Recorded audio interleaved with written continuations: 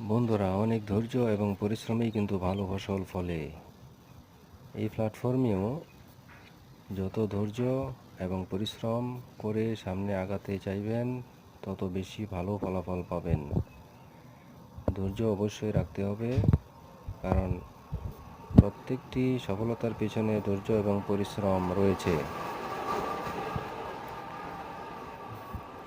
ধৈর্য ছাড়া, পরিশ্রম ছাড়া কেউ সফলতা পায়নি, কেউ সফল হতে পারবেও না। তাই ধৈর্যসহ কঠিন পরিশ্রম করুন।